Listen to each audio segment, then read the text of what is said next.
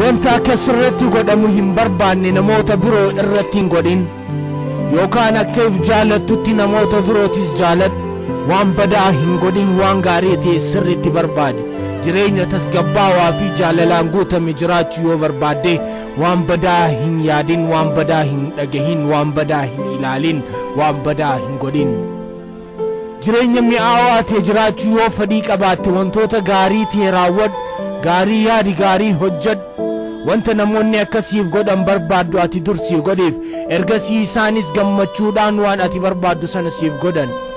akkasi jaalatan yoo barbaadde dura isaan jaaladhu